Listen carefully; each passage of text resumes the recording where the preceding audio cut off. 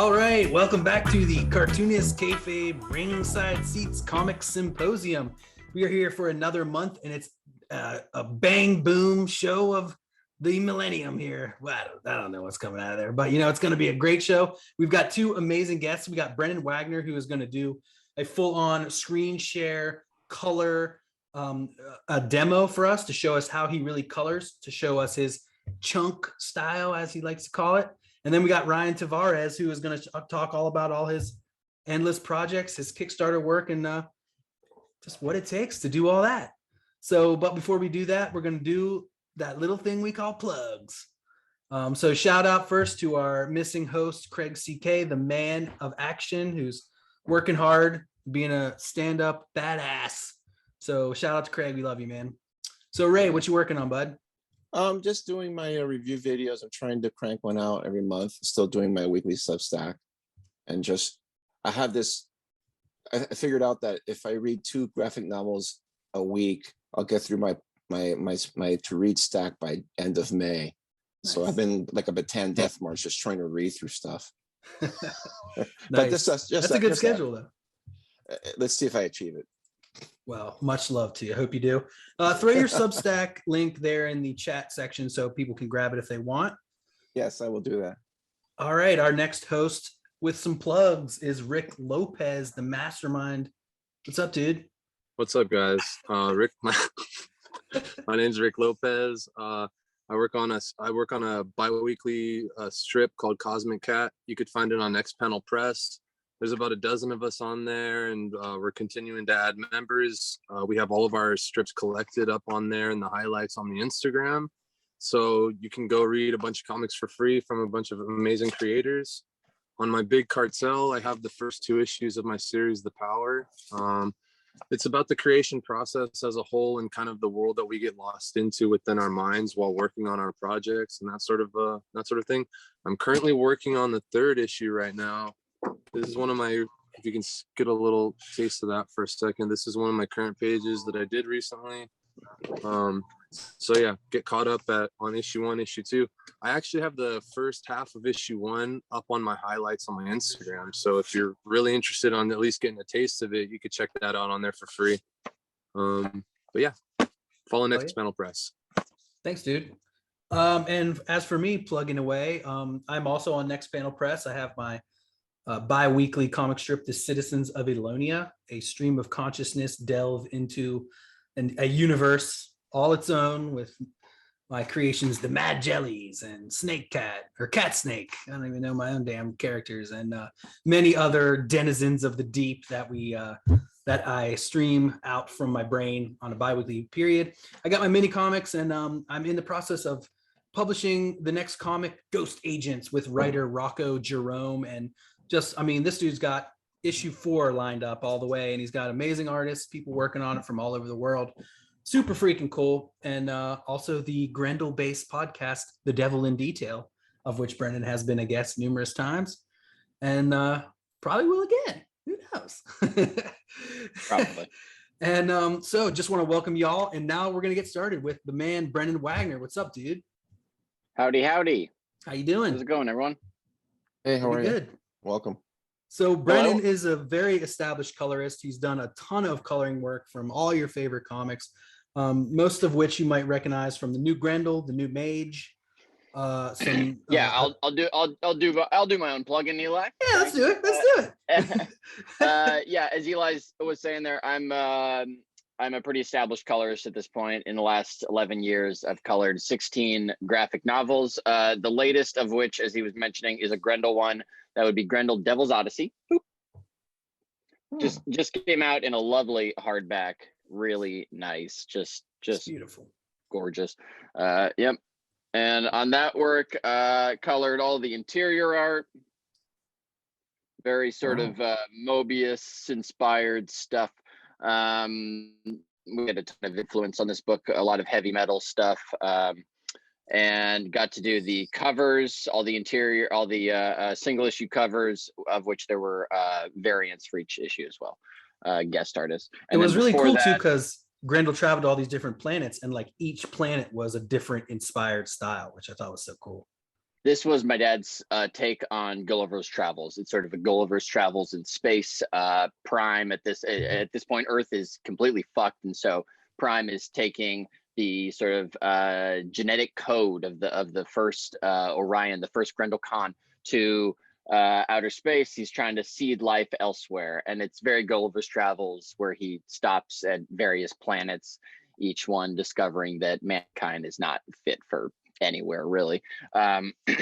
Before that, I colored, this came out in Halloween. This was Tim Sale and Jeff Loeb's latest effort, a continuation in the long Halloween series. That too, super fun. Got to color all the covers and the interior art.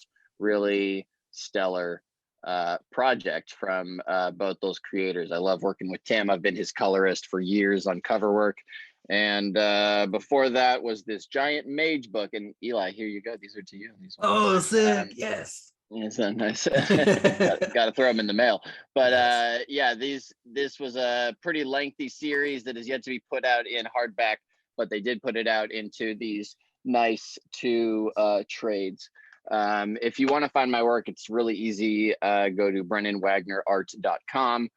You can find tons of prints there, but also links on how to that lead you to where to buy all my books in physical format and also as a digital copy through Comixology.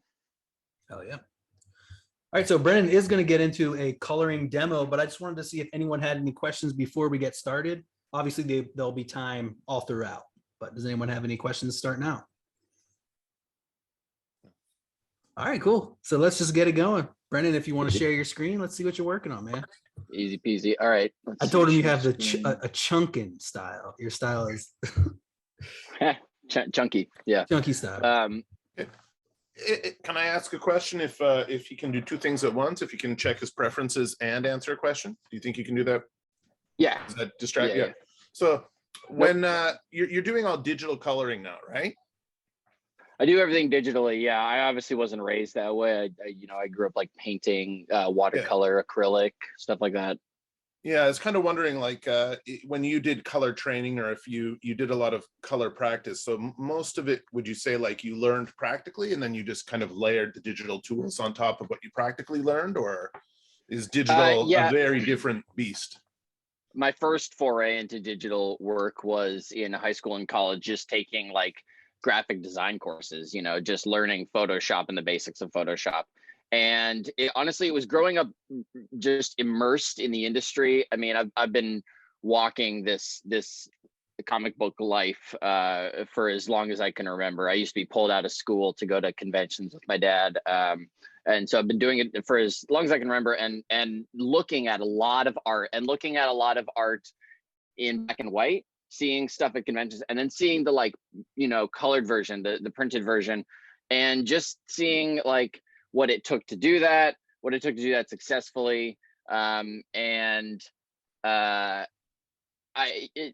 I saw a lot of stuff that I thought, like, I can color that better, and looking back, it's funny now, I look back at a lot of that stuff and I learn from that stuff. I look at it now with a much more humble, now I've done it for so long, had to meet so many deadlines. It's so difficult. And I look at a lot of stuff that I perhaps judged harshly when I was younger. We do this when we're in our early 20s, it's so harsh. And now I have a much more open mind when I look at a lot of that work. But it came from me just thinking I can color better than a lot of the stuff I see currently. I was a huge fan of Dave Stewart, and Stewart got me going on some of my early techniques. He gave me a bunch of brushes, a bunch of tools and tips and tricks. And I've just been rolling with those ever since. God damn, this thing is driving me crazy. You guys trying to grant access to this. Anything I can do on my end as host or anything? No. Shit balls. Oh, it says I have to quit and reopen, and then I'll be able to do it. Okay, cool. So I'm going to do that. I'll be right back, you guys. Alrighty, see you in a sec. All right, word. Well, it's going to be worth it when we get there. So has anybody read any of these comics, the new Mage, the new Grendel, or anything? Or that long Halloween book? Dang. Huh? Actually, the Long Halloween's on my list to get because I read the original one, so I was curious to see Right. what it looked like now. It was And a then cool that's one shot for sure, man. It was a Fun. great story. It's a great story. So Oh, the that original for sure. But I the mean, original, yeah, yeah. but the new one I'm sure will be good. So I'm looking forward to that. Yeah, Loeb and Sale are like an unstoppable team that really created some of the best comics we got. Yeah, you know, I stopped reading in the late '90s, and then like the last few years, I realized, oh, because I used to read Marvel only. I was like, oh, all the good shit that was being made in the '90s was like by DC. After the industry imploded, it was like, oh, it's like all this great stuff that I never read. Well, So, yeah, Marvel went. I mean, they went bankrupt in the '90s. yeah, they went Stuff. 90, but then what was cool was like around 2000, they started doing anything just to get sales. So they came up with all this weird, cool shit just because they were desperate for a hit. Exactly. So, yeah, which And is what sometimes I like. those Hail Marys are what can do it for you, you know? Well, it's like Something the like Ultimates. The Ultimates would have never been made if it wasn't for that. exactly. All right, here we go. Am I screen sharing now? Yes, you are. Fantastic. Yeah, sorry, you guys. I actually had to download the new version of Zoom to be able to do this. My bad. Okay, so what I have here is two things I thought I would sample. I'll also show you guys a preview. I'll just count on you not to screen share much of this, but I'm going to do a little preview. This is being recorded and streamed into our Facebook group right now. Then I'm not going to use this art. How about that? Yeah, I'm gonna go back and use something that I've already colored. Okay. I'm working on some pretty cool stuff right now. I can share a little something from this project. It's something that I'm doing with Jeff Johnson for Image. I've shared a number of this stuff before, so I'll just open a not spoilery sort of image. Cool. Kind of fun.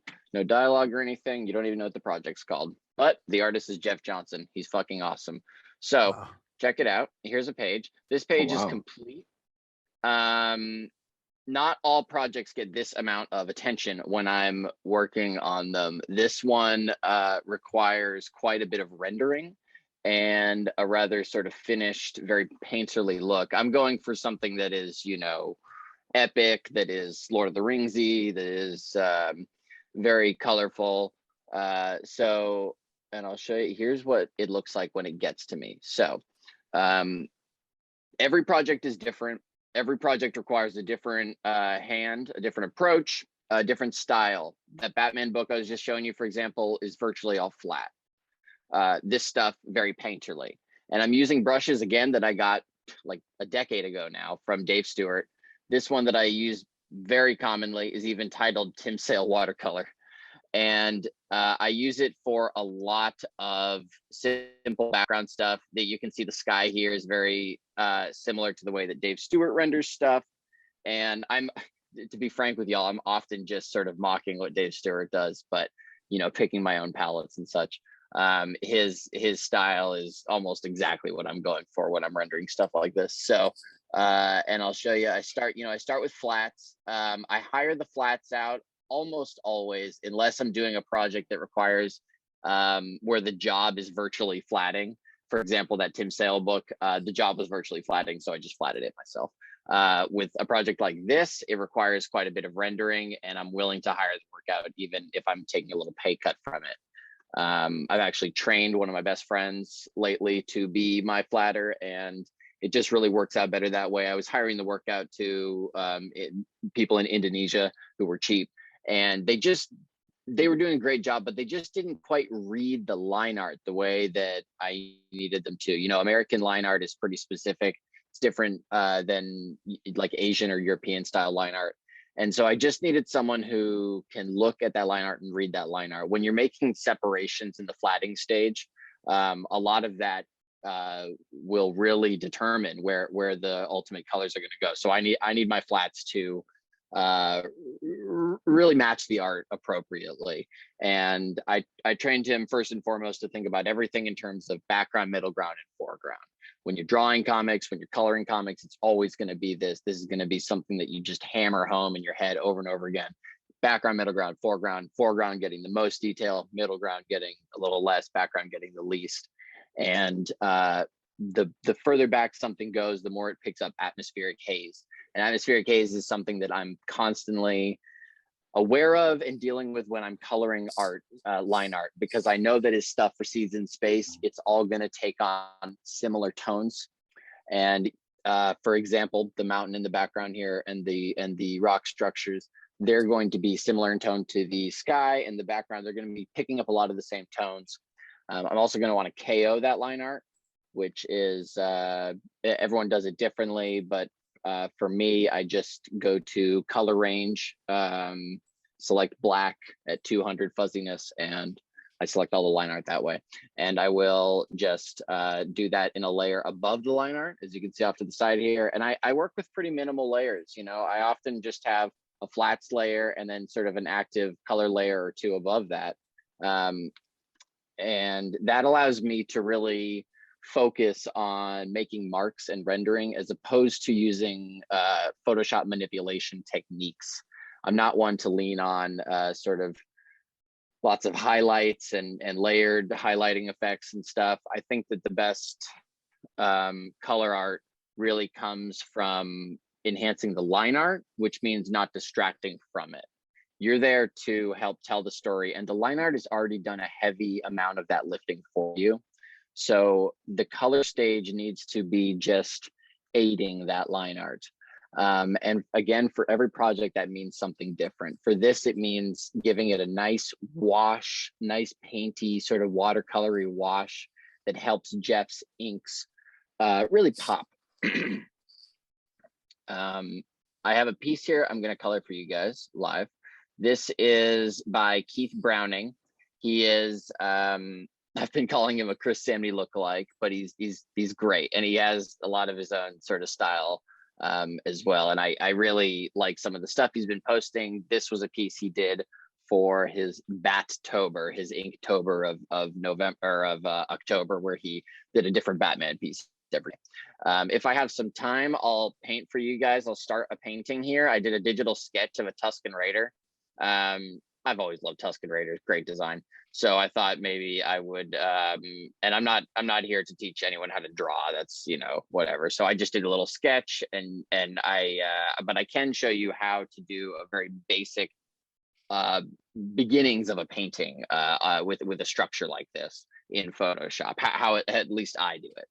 And with all this stuff, it's just how I do it. I actually have a pretty limited understanding of Photoshop.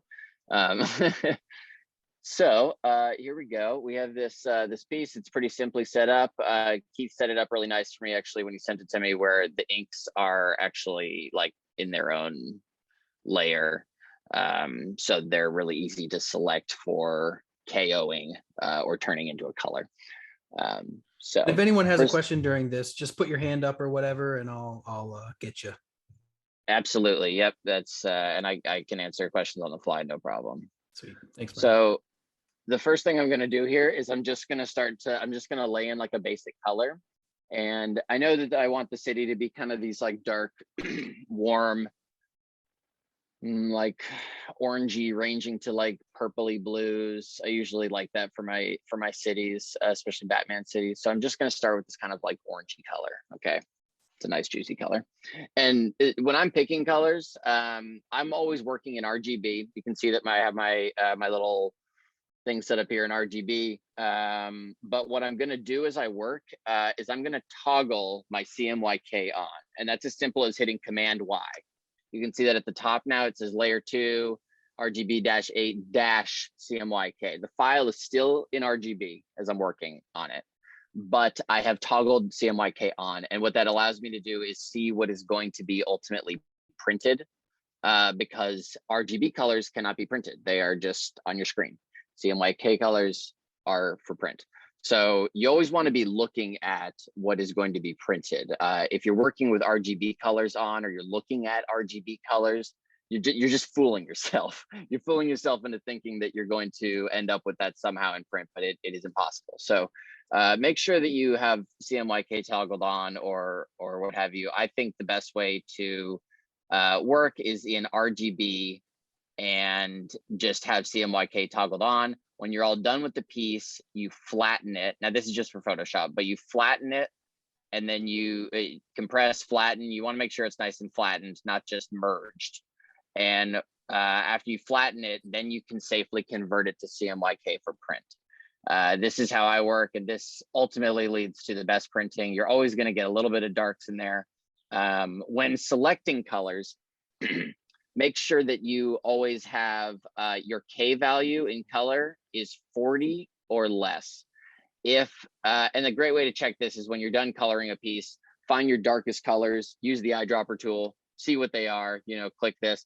The K value is right down here, okay? And that K value, if it says like 50 or 60, 70, something above 40, you need to knock it back. You need to figure out a way to knock the K value out of your work. That K value, the problem is when you flatten it and print it, that K value in your color layer is going to bleed into your ink layer. And you're gonna actually end up with sort of muddy, like darkened colors. Your nice watercolory zones won't be as watercolory. They will sort of blend together and look airbrushy.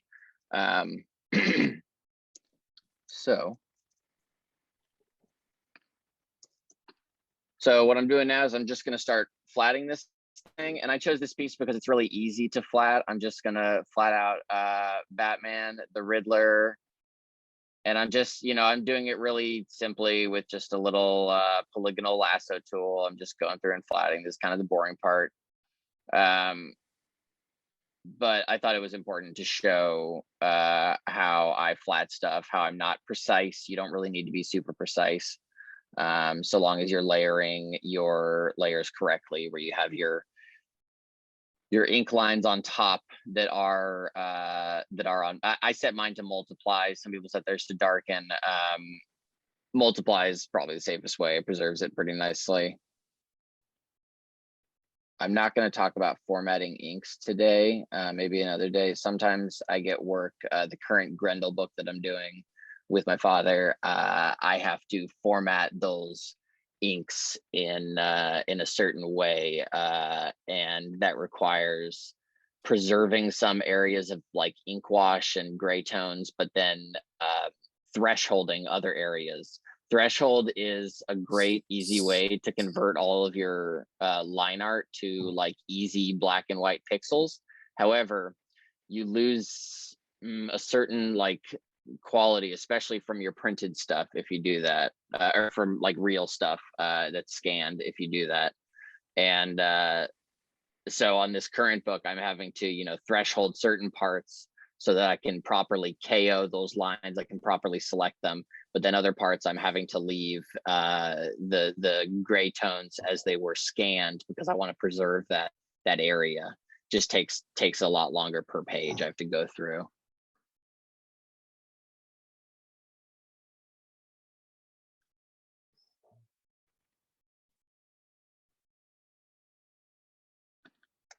Okay. Green.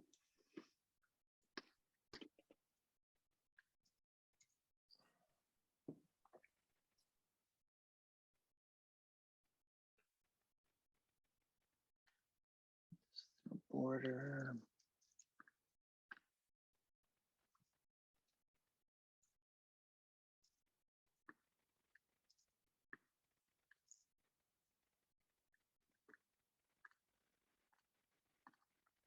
I know right away that I'm going to want to bleed that white into a lot of this because the way that Keith has drawn it connecting to the border. Because I'm going to go with a white border. I've decided. I don't, I could have gone with a all color there. I could have kept it, like this for the remainder, but I think it would look nice with the sort of a white border there. So I'm going to do that.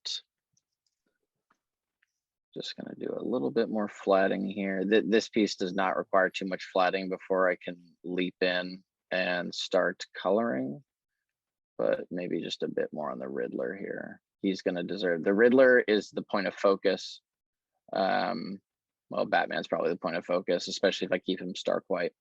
But the Riddler has the most detail, so he's going to get the most attention in the color stage. So he's going to deserve the most flatting. The buildings in the back don't really deserve more flatting. I'm just going to color them when the time comes. I'm just going to probably, do some airbrushy effects there and make the windows varied in there, With Windows, I find you don't want to light them all the same. You want to sort of mix it up, maybe add like a little colored light here and there.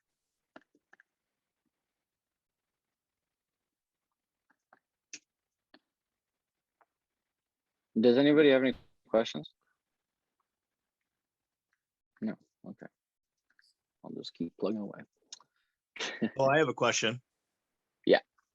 Yeah. So what I've noticed so you're lassoing things off and you're dropping color in. Is there a certain setting that you have your paint bucket set to, so that way the colors like line up? Because I know sometimes it'll like anti-alias and there'll be like white that gets in between. Yep. So you want to have that anti-alias selected, definitely. Contiguous and uncontiguous, checking those and unchecking those and understanding how that works is important. If you uncheck contiguous, when you drop in a color somewhere, it will drop that color in to all spots like that. The paint bucket tool, I have it set to 20 right now, but honestly, like with the tolerance, okay, yeah, with the tolerance, but like 2 to 20 is probably the way to go. You definitely want to, when you're flatting, like I'm doing here, you want the pixels to be pretty precise, and that's what that anti-alias check is going to do for you. Okay. But honestly, on a piece like this, like with comic book art, I can't stress this enough. Zoom out, because nobody is viewing this stuff super fucking close. And so you just need to always remind yourself, like, am I obsessing over tiny pixels that no one is going to see? Most of the time it's yes. So like even here, I see that like this green is butting in here. I'll just grab the brush tool and I'll just fill that in. And yeah, that's going to create some little off pixels right there. One single off pixel, but like whatever, because when I select it, it's not going to matter. The inks hide a lot of that messy flatting, when you hire out a flatter, like when I hire out my flatter, I have him use the polygonal lasso tool the entire time. I make sure his anti-alias is like when he's using the paint bucket, so that when he gives me the flats, the pixels all like are perfect and stuff.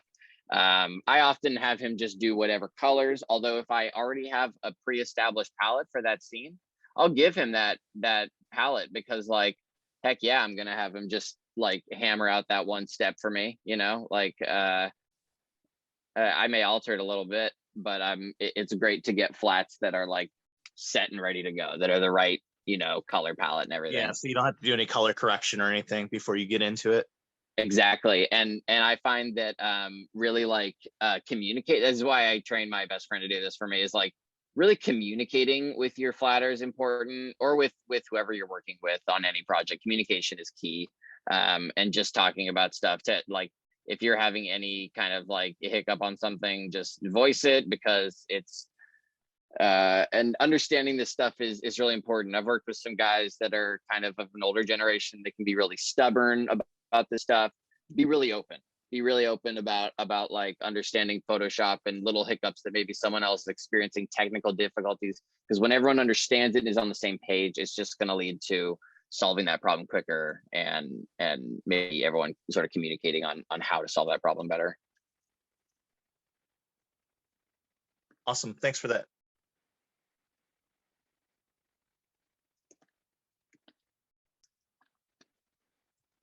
So this is pretty simple flatting, pretty simple panel. The key in a piece like this, because there's so much black, is going to be in the color palette, and then in the few color holds that you choose. In this case, I think all it really calls for is color holding these little Riddler question marks. I think it just kind of screams for it, and it'll look really cool. So let's see. Looks like his cuff would probably be this color. And you know what? I don't even know what color this costume is supposed to be. So I'm gonna deliberately not look it up, and I'm gonna color for you guys. Just what I think it should be instead. And you can see I'm just eyedropper tooling over here and like grabbing. This page has a ridiculous amount of colors, so I'm just like grabbing some colors from over there to use temporarily. After I lay in the first flats, I do some just quick like levels bar movement to get everything kind of cohesive before I dive in. And I'll show you what that looks like in just a moment here, because I'm almost done flatting this thing. Do you ever look up or use like color harmonies, or is that just something that's kind of natural for you? What's that? So like specific, like So the answer palette. is no, but I'm curious. Yeah, so like color palettes and how different colors work together.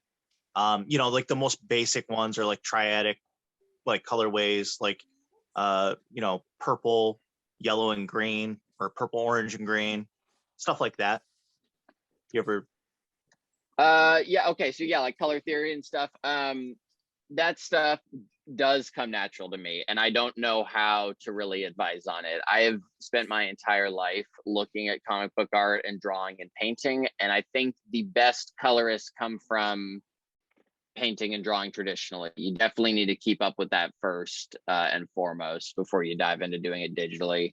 And even once you're doing it digitally, you need to every now and then do some traditional stuff just to understand that. But honestly, no, I don't look up color stuff because, and if I am in a slump, I'll just Google some comic book art that I was thinking about that inspired me. I have a folder on my computer that's just like inspiration stuff. If an artist dies, like when Darwin Cook died, I added a fuck ton of his stuff to this inspiration folder. I'll just go there and I'll just draw from palettes like that. No matter what palette you grab from in comic books, you're never going to be like copying it, because once you apply it to your work, the ink to like white ratio is going to be different for your art than it is for that art that you're grabbing the color off of. So it's always going to look different, and you're probably going to alter it. Don't be afraid to do that. I do it all the time. I'll just go to Google and grab Dave Stewart palettes. I'll grab Matt Hollingsworth palettes. I'll just grab stuff like that, and I'll use that as a starting point. Don't be afraid to do that, because honestly, they're not going to like call you out for it. In fact, they would love it if you reached out and talked to them about it. I do it all the time. I reach out to Dave and Matt, and they're incredibly receptive and awesome. Reach out to me too. Feel free. I will answer questions anytime about how to color comic books.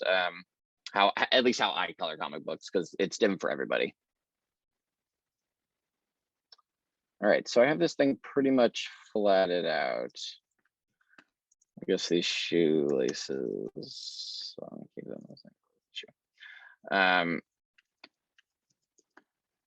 And really quick, the last flatting thing I'm going to do is I'm actually just going to KO those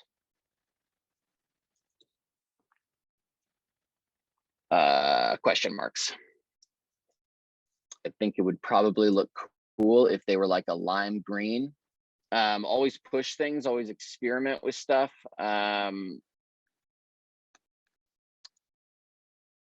But when you're after experimenting, I find if I'm trying to push a color into something, I need to push it in, and then I need to draw back.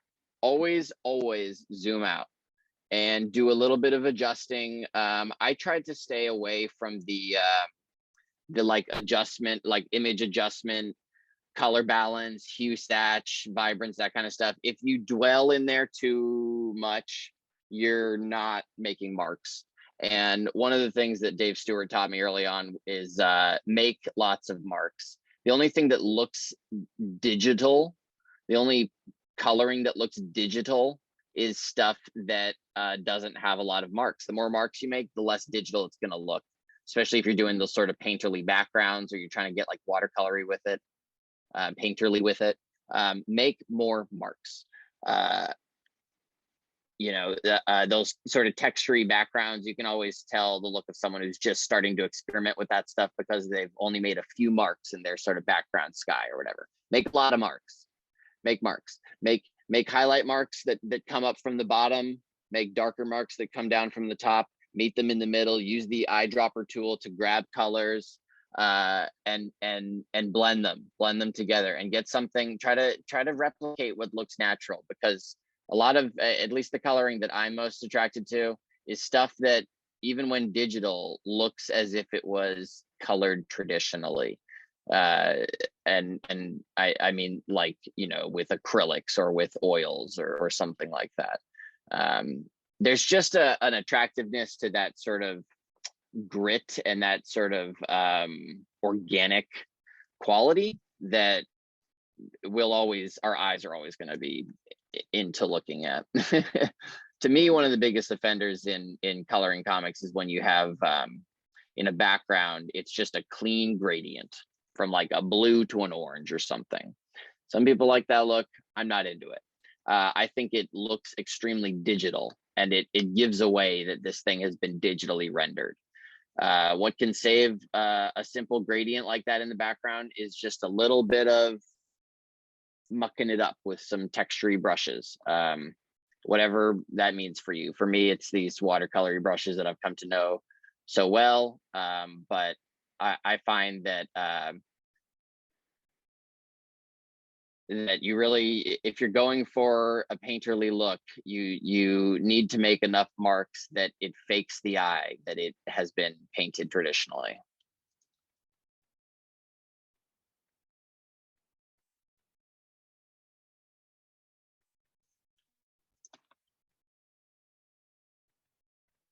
So KOing line art like this is kind of a pain. Obviously, you just have to go through very meticulously and KO this stuff. Oh.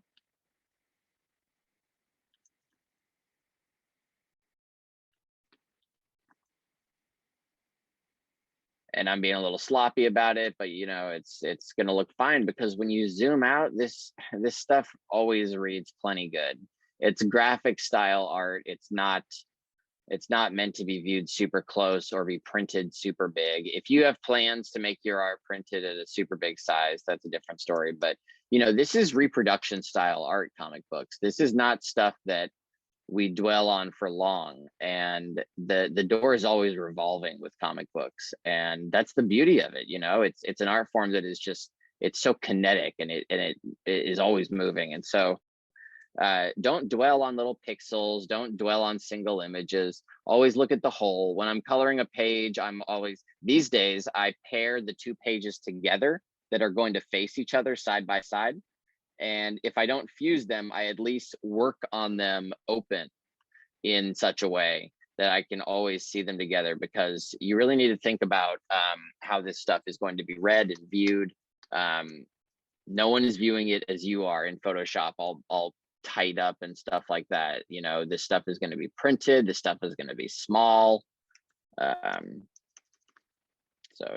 it's always worth bearing in mind, and it's going to help your production in doing this. It's going to help your production style mentality, meeting those deadlines or cranking out more stuff than you thought you were capable of, finding little shortcuts. Deadlines really do push you to find shortcuts in your coloring. I've discovered countless little tricks on how to define a moment in color because I was on a deadline and I just couldn't afford to over render something.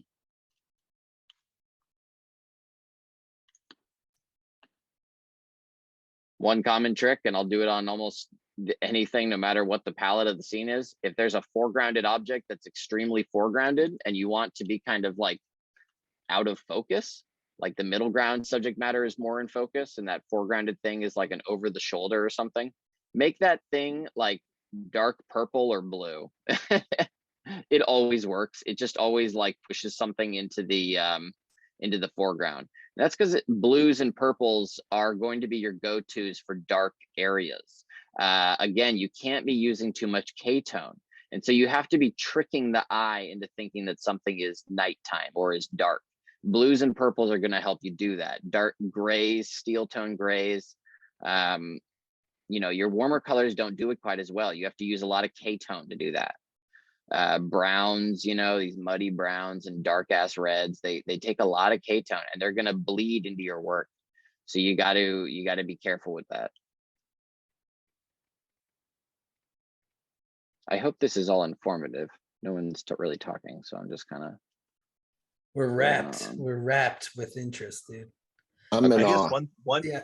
kind of adding to what you're saying too about that with staying away from K-tone is and you probably would agree with me that colors actually kind of change depending on what they're next to. So by making sure you have contrast in your right. colors, you can actually stretch those colors further, if Yeah. that makes sense, and get a better Yes. range just by putting it Yes. next to.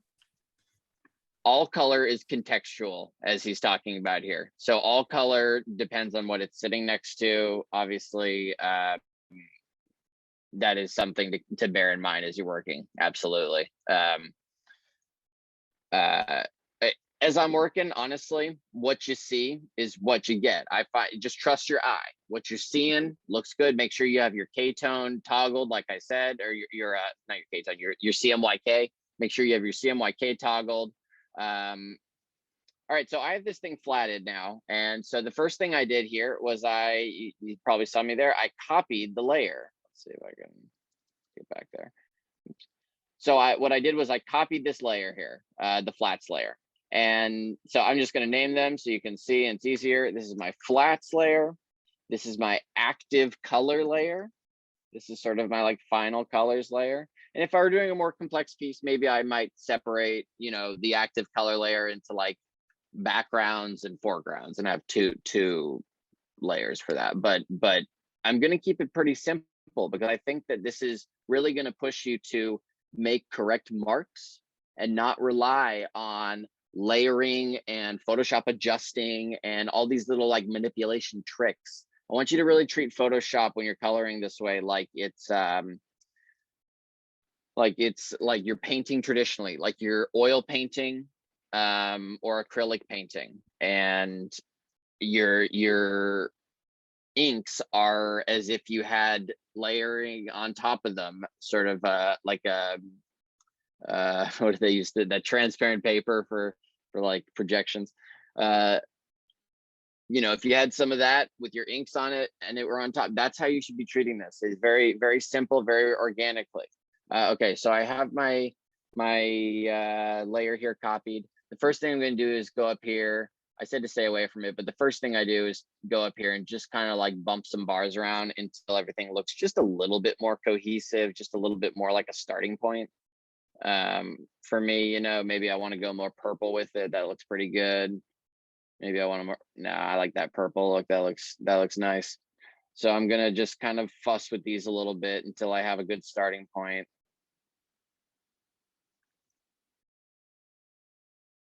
That's kind of looking okay, I guess. And that looks all right. All right, decent starting point. Okay, so starting with that, already this looks decent in the flat stage, because I've picked some colors that look kind of decent next to each other, but I'm still going to alter it. I'm going to start with the background. I'm going to select it so that I'm working within the background. To select it, I'm just using the magic wand tool. I have it set to, I'll take contiguous off. So I have it set to, 10 tolerance. When I select that pink, it'll select all of that pink. Now I'm going to work within it. I'm going to start with that watercolory brush because I just want to start fussing around and start like blotching in some colors, see if I can get anything that looks kind of cool. Maybe throw in some brighter oranges, and which darker color will be something like more purpley. All right, and I'm just going to start by kind of blotching in some color here.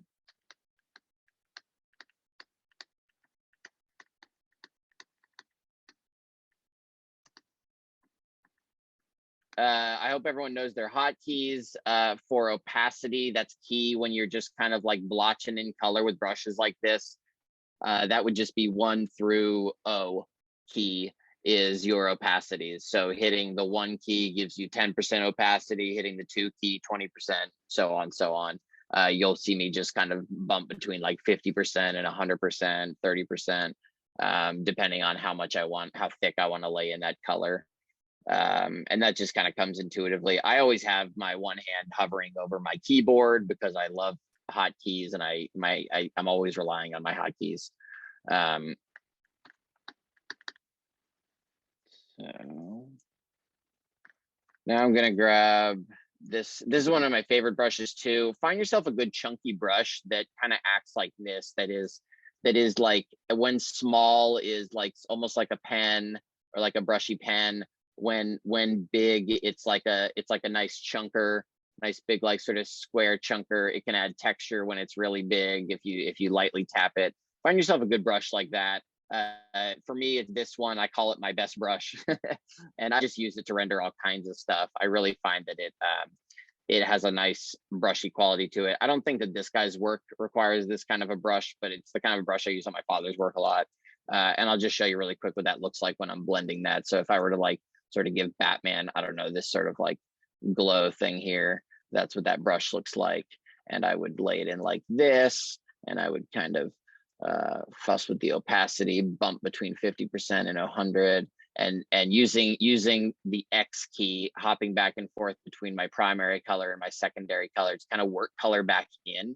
Always work color back in when you're doing an area like that. Let's say I'm using that big watercolory brush again, and I'm wanting to fill Batman here with like a little bit of color.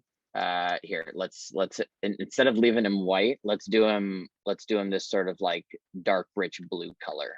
Okay, so we're just first gonna fill him in with that color, all flat. Hey, yo, shout out to Kevin Polk that just popped in. Kevin, what up, dude?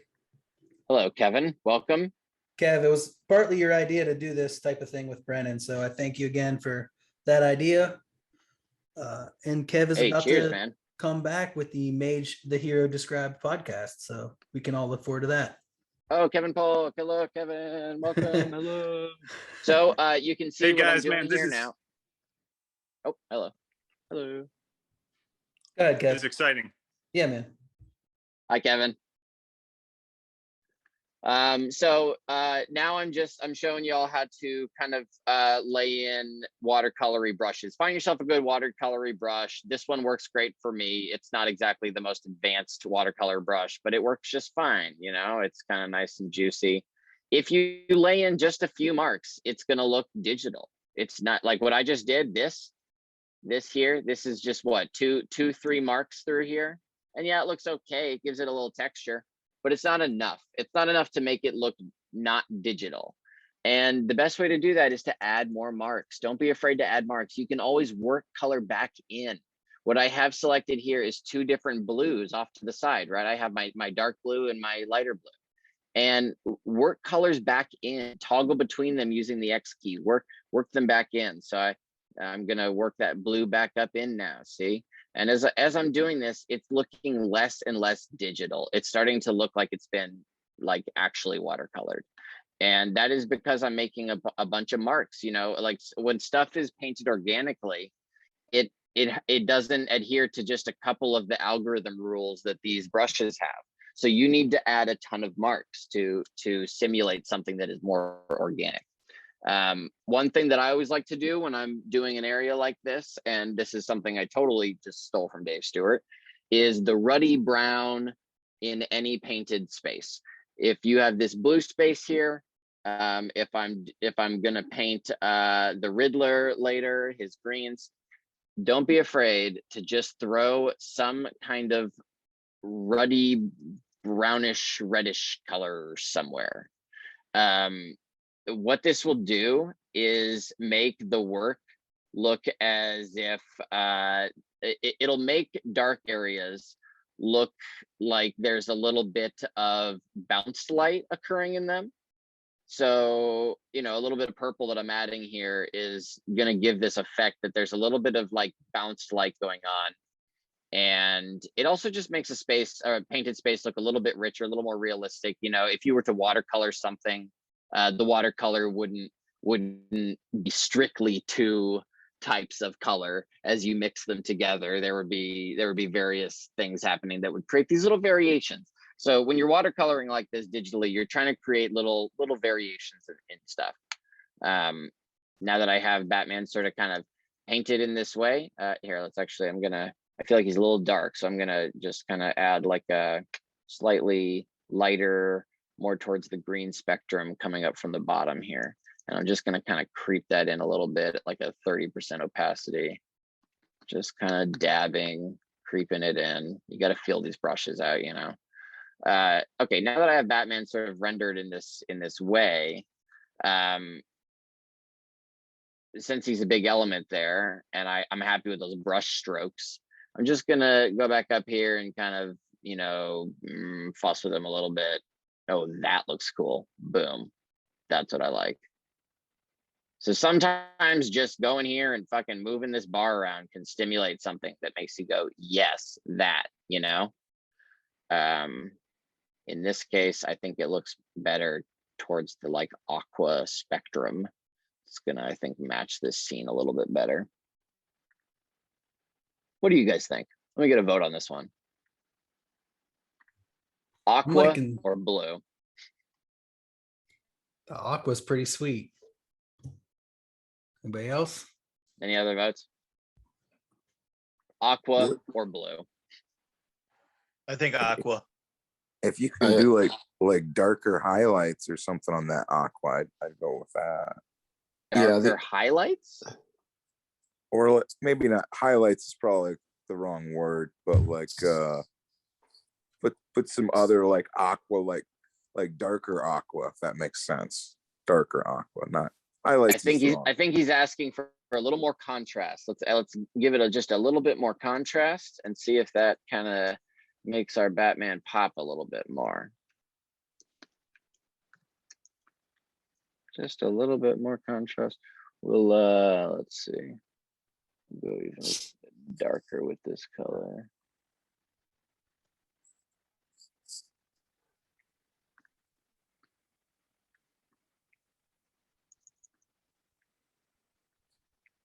This is just working our color in a little bit. Yeah. Pretty dark. Yeah. I liked it lighter. You liked it lighter. Well, not lighter, the way it was before. The way it was before. Let's see. Let's go back. I mean, what do I know? But no, this is interesting. This is interesting. Because with the city lights, with all these weird colors that you have in real city lights, like Batman, you know, his thing is dark blue. But with all these city lights, it's gonna play hell with colors. So it can be aqua and still be like look cool, because maybe it does look like aqua with all these city lights here. Yeah. It's just different. I think it sticks out a little bit more. Again, always zoom out. When I zoom out, it really pops in that color. We're gonna leave him that for now. We're gonna fuck with some other shit. We're gonna go back to the lights really quick. And we're gonna add some highlights into the city lights. With city lights, you kind of want to dab in color. So I'm gonna grab like a hot orangey, yellowy sort of color, and I'm just gonna start to sort of dab in little pockets of colored lights here and there. For this, I'm just using that kind of little brushy thing, and I'm not being too precise with it. Background stuff you can be less precise with. A really common look I go with is I have the background looking kind of painterly, and then the foreground looks has sharp cuts. And what I mean by that here, I'm going to start to do the Riddler now. Sharp cuts are flat cuts, and the look is really common in comic books. I saw Dave do it a lot on Darwin Cook's stuff back in the day, and it was a huge influence on me. I see it a lot in anime. It's just a really common way to go. And what it does is it helps your foreground stuff pop because it gives them a lot of contrast, like maximum amount of contrast. And your background stuff has less of it because you've gone with a painterly approach. So let's see here. I'm going to start to do the Riddler. And I'm not so happy with that green, actually. So we're going to alter that a little bit here. It's not quite the right green I want for this. Oh, there we go. That just needs to pop a little bit more. Now, Brennan, we are coming a bit close to the end of our hour here. So about 5, 10, 15 minutes left. I'll get as much done as I can on this. Yeah, and then you're more than welcome to hang. And if you want to show us what you did when you're done, or I'm sure if you want to post it, we'll all be able to check it out. Sure thing. And I'm not even like trying to necessarily finish this in front of you guys. This was more just like to show you guys how I start a piece, how I get it going. Obviously finishing this, you can tell is up to each and every one of you, but I think starting it is probably a pretty similar process. You're probably going about it a similar way. I hope I was able to sort of address a few little like technical things that maybe you were thinking about. Definitely. Does anyone have any questions? No. Cool.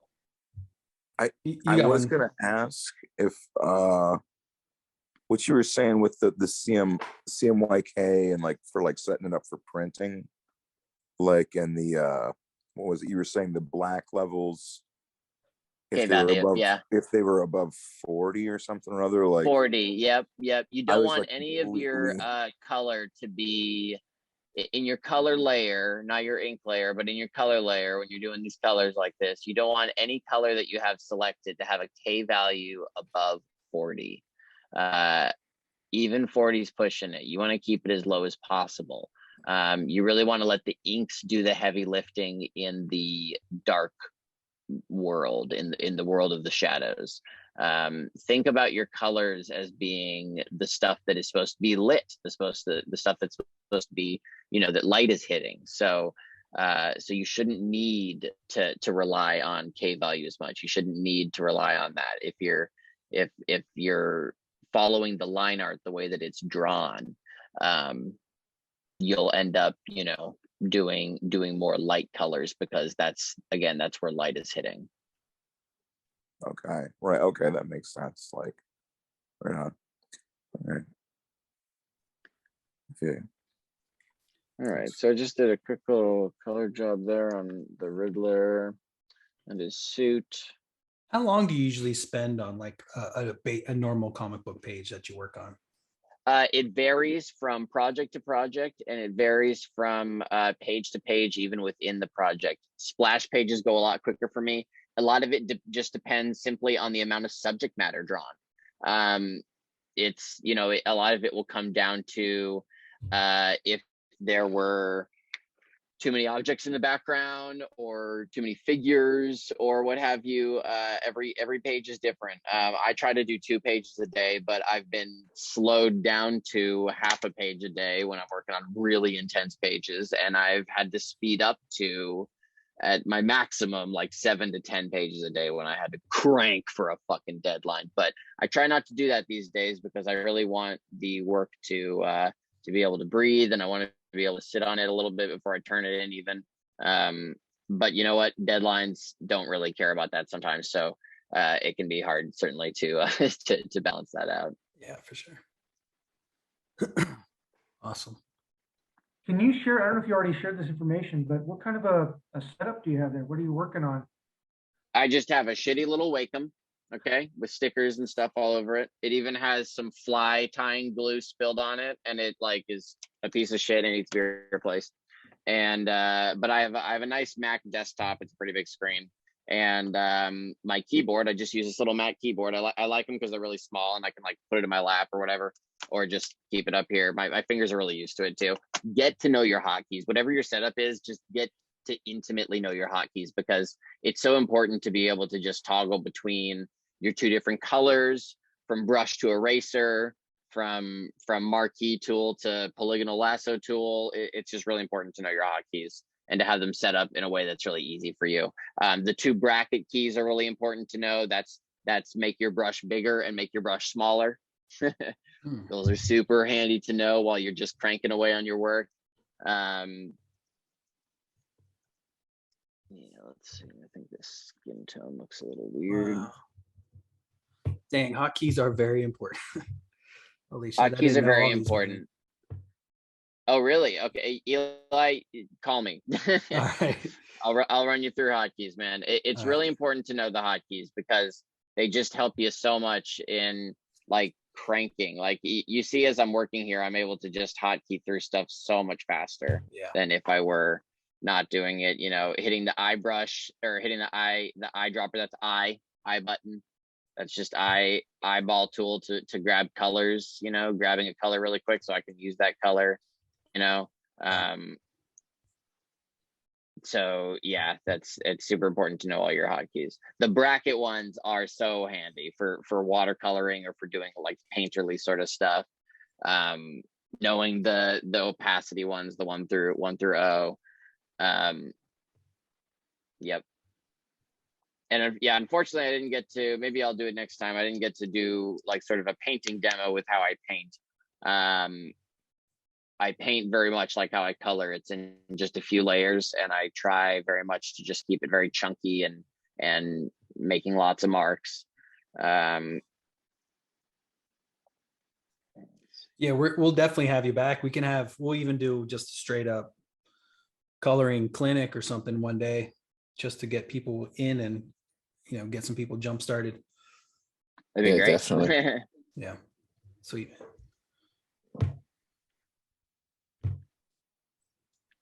All right, so as Brennan's winding down here, we're gonna transition over to chatting with Ryan Tavarez.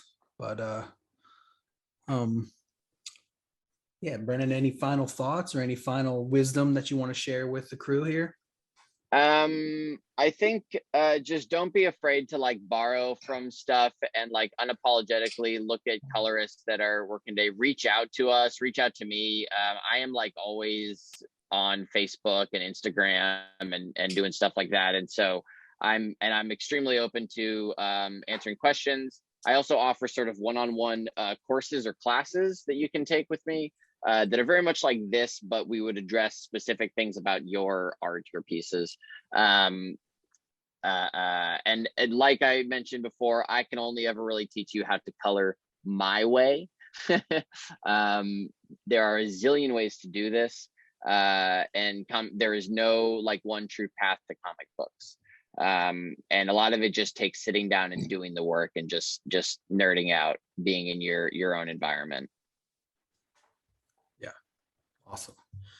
Yeah, so I think we've got a very good resource for everyone here. If you ever are in trouble or ever need a coloring question answered, hit up Brennan.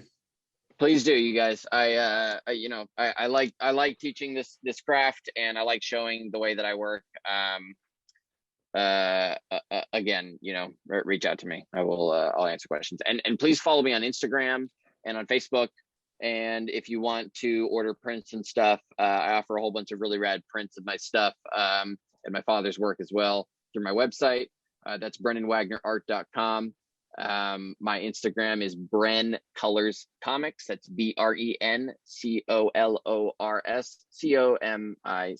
Colors Comics. Bren Colors Comics. I post a lot on my Instagram. I post a lot of color process on my Instagram. I show ink, flat, color stage. So please give me a follow. Please buy my books and my father's books. I have a number of projects upcoming this year with my dad and with Dan Scotty, my number one. Check out Lavender Jack. Dan is amazing. There you go. That's all my plugs. Yeah, that was a great strip that you posted. Very, you said it's a very something, but it was like a girlfriend or boyfriend brings his girlfriend home to meet his parents. God! Please, everyone, do yourself a favor.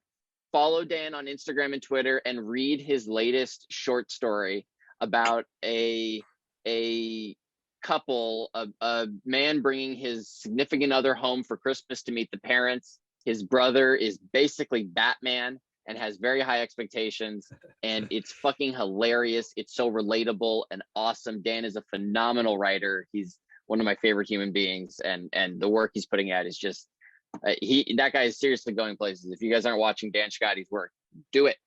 Definitely. It's in Brennan's stories right now.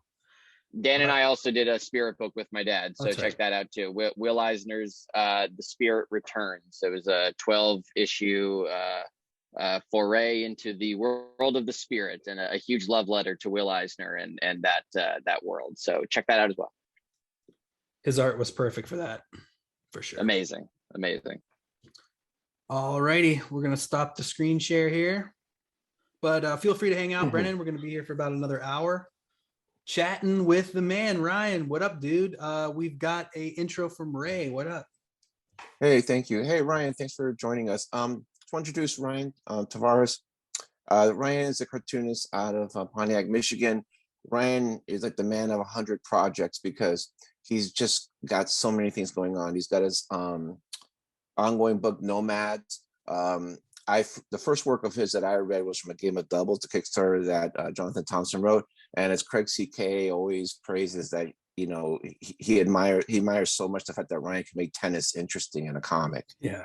And then he's also doing his comic El Pico de Gallo, which is a luchador-based comic, and he's got tons of other things going on. If you look at you go to his website, you see what he's working on and what he has. It's just a ton of great output. So I'm really glad Ryan could join us, and I'm looking forward to having him so we can just ask him a lot of questions and just, you know, get into his head a little bit, if you don't mind, Ryan. But thanks for joining us. Yeah, thanks for having me. Thank you. Yeah, man. Thank you. Of course, dude. Hey, I have a quick question. Hey, I have a quick question already. Like I've seen like just the three words that you have, the luchador comic of Pico the Gallo, which I love that name, and Nomads and Game of Doubles. They all have their own unique art style that they don't look like if you said this, the same guy did all this, it'd be like, what? So I'm just kind of curious about, like, I guess your art influences, because I like the fact that you can just draw different ways, different color palettes, just different types of storytelling depending on what you have.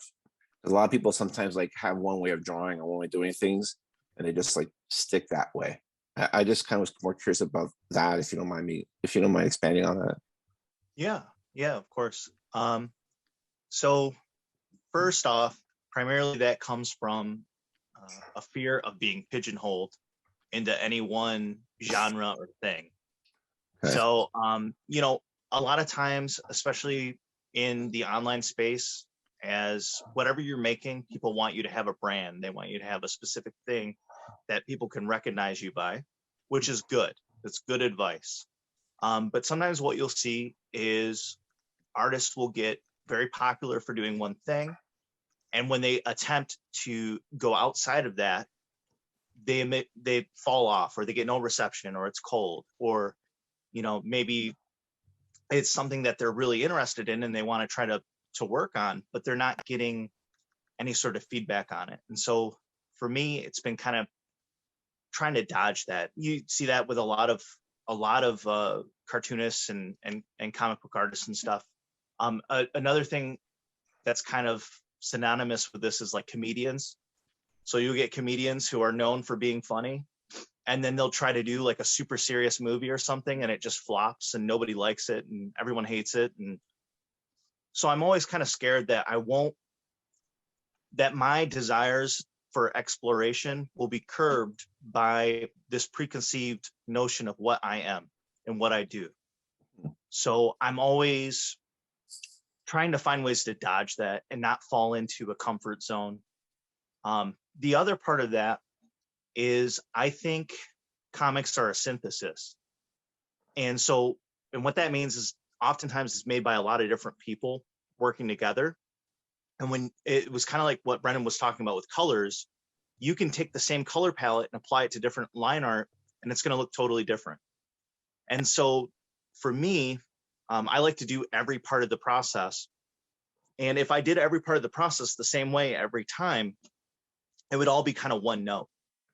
And one of the best examples of that is the way that I work on Nomads, which is, you know, kind of a more naturalistic approach, a little bit rougher in the line art and colors, would not work for Game of Doubles, which is kind of like a slick, sly, Hitchcockian kind of murder mystery.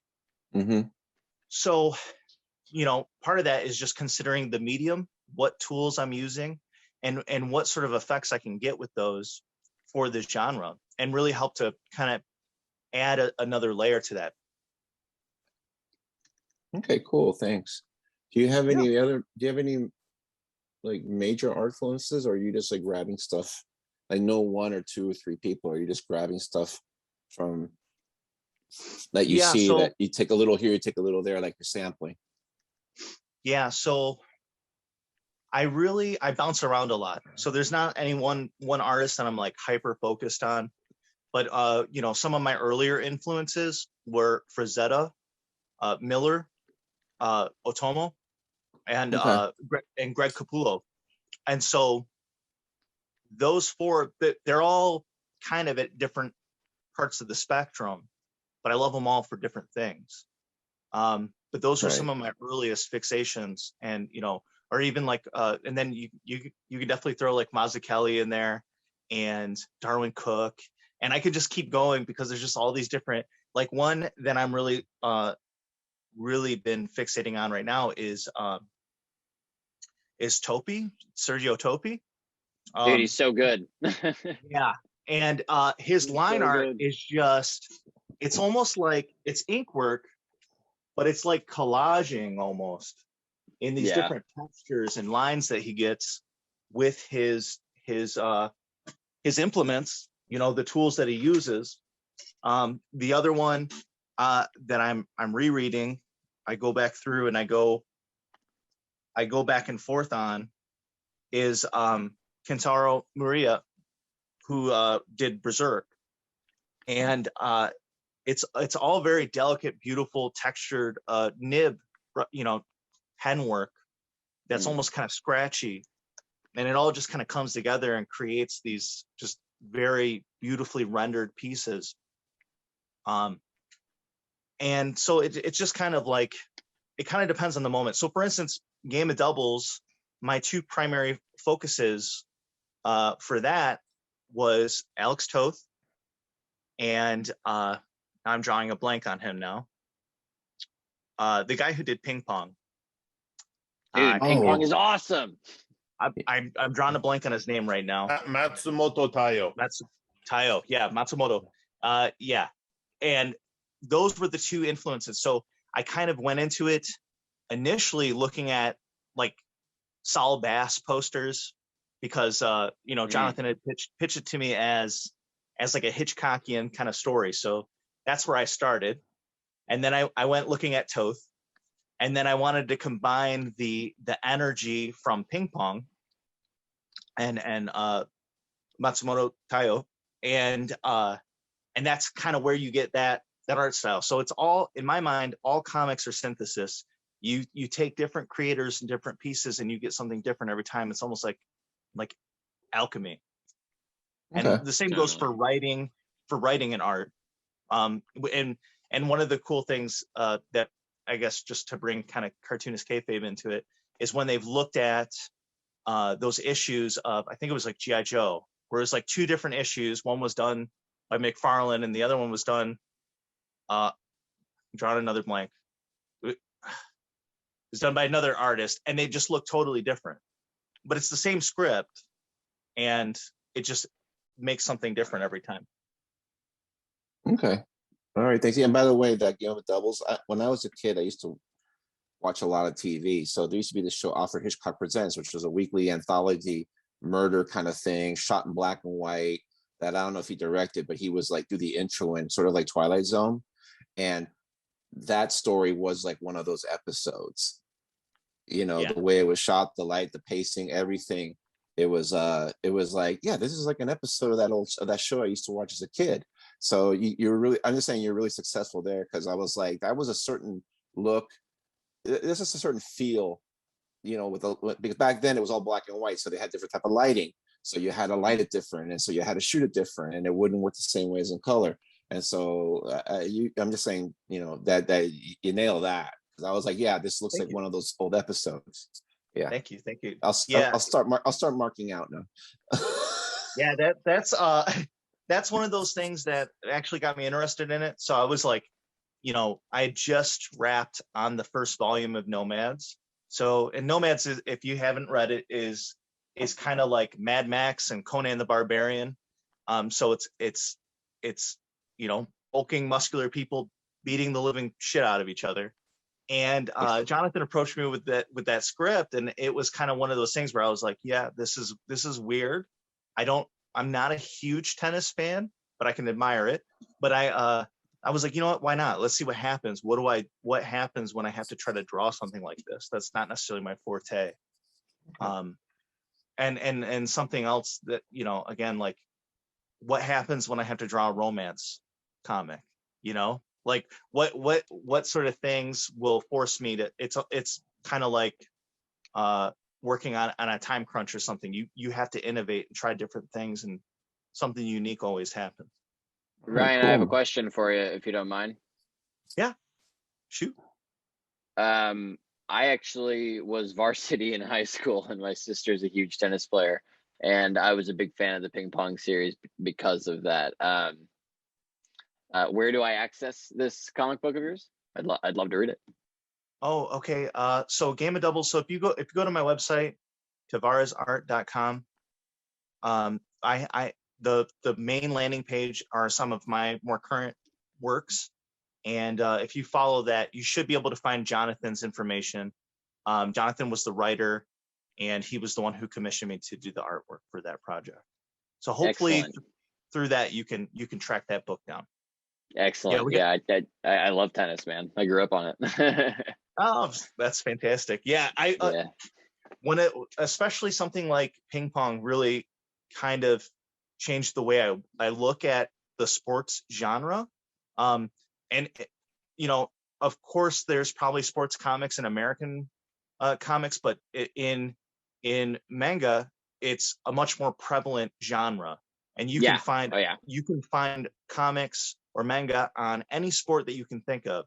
And actually, what initially I had found the anime, which is only like 10 episodes, and I was so drawn into it. I'm like, I need to find the source material, and I want to go back and look at this. And it was exponentially even more hair raising. I got goosebumps right now just thinking about it. It's just that good. And it's about tennis. And for me, you know, I wasn't really into sports growing up. I drew a lot. That's why I make comics now, probably. And but it really made me respect. And I was like, all right, like let's look at this a little bit differently. I traded tennis for fly fishing, and I'm actually developing a fly fishing comic book right now. So. Oh, that's fantastic. Yeah, totally, man. You gotta write what you know. Yeah. Gotta write what you know. Absolutely, Eli. All right, Ryan, I got a question here for you, but the first question I've got comes from someone who couldn't be here tonight. I'm sure you probably saw Jerome Cabanatan wrote a question for you. Let's call it up here. He says, Nomads, Pico, Game of Doubles, and your various pinups all have distinctively different styles, and it seems like a conscious decision. Oh, dang. Ray already stole this question. How much time and what things do you consider during visual development before you crack down on a page? I didn't mean to do that. No, that's all good. That's okay. Sorry. It's a good question. We can expand on that a little bit, because that is something that is very interesting to me. How much time do I spend on that? Normally, so depending on my deadlines, of course, that's important. And I'll just keep referencing Game of Doubles because it was one that I did quite a bit of research on. I spent the better part of a week reading the script. I watched like documentaries on tennis, reading ping pong, reading Alex Toth, and just kind of like almost absorbing those things. And I spent the better part of the week. And then by the end of that week, I was ready to jump into my thumbnails. Nice. So that's I just kind of work that into my process, depending on like, I guess what sort of elements I want to bring. I'll just pull those books up, or I'll look up a bunch of art, almost like what Brennan does with his folders, you know, with artwork that he really enjoys. I do the same thing. I just like, I look at a bunch of stuff that kind of pertains to that. Toth seems like the outlier there. Why Toth in all of that other aesthetic? So the big part of that was the lighting. So Toth, in my mind, when I think of him, I think about his dramatic shadows and the how he blocks blacks in his panels. And sure. And I thought about how that also tied into how Saul Bass blocked his posters. He uses silhouettes a lot of times, or and real blocky letters and stuff. And so just kind of the two of those things kind of tied a knot for me. Nice, very, very cool. Toth is obviously one of my biggest influences too. That piece I was coloring earlier is kind of Tothy. I'm sure that Keith Browning is a big fan as well. Yeah. My dad actually has hanging up down the hall in his studio. He actually has a few Toth originals hanging up. Oh man, that's awesome. Jeez. Straight up, yeah. That's gotta be beautiful. Yeah. Yeah. And just also, it depends on what sort of tool I want to use. So I'll bounce back and forth between like brushes and pens and nibs. And, Toth used brushes and brush work and stuff like that. So that was one of the requirements for who I was going to try to draw from. And then so again, kind of the other part of that question is like, what are the considerations? A lot of time is genre, tone, mood, and sometimes and the tone doesn't need to be the same as the style, so to say. Like sometimes it can be cool to do a comic. So for instance, one comic I work on is called Motor City Mo, and I'm actually about to start the 5th issue of that series, and it is a noir romance story. It's kind of gritty. It takes place in Detroit. It's about this ex-retired boxer who had a healing factor, kind of like Wolverine, but he's old, and he ended up getting lost in this world of crime as an enforcer. And it's kind of like this star-crossed lovers sort of thing. Like he wants to die until he meets this woman and finds a reason to live, right? And things go south. So it's very dark and gritty.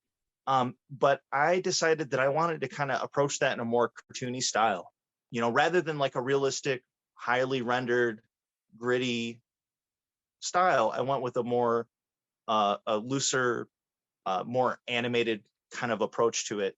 And kind of one of the things that I hear about that series in particular is the contrast is kind of jarring. So I think it's kind of fun to also consider that when you're approaching a project, is maybe adding an element that's unsuspecting, almost like action to it, a ping pong comic. Sure, yeah. Genre splicing. Yeah. Yep. Exactly. Nice, cool. Well, I'm really interested in like, I loved your book Nomads.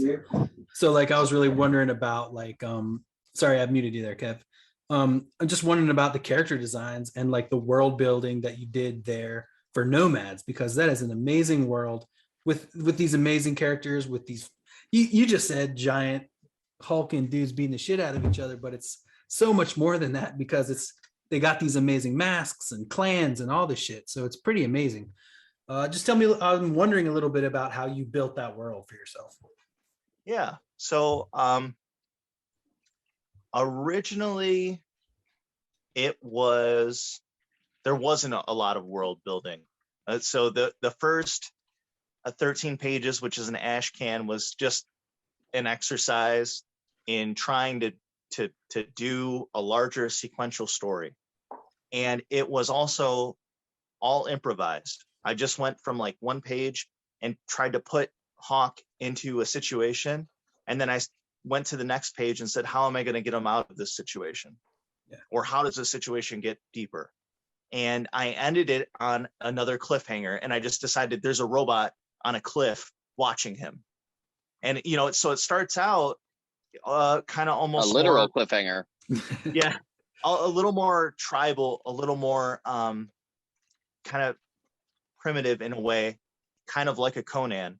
And it ends on a note that's more like Terminator. And so, again, it's a kind of like just juxtaposition or clashing of those two elements.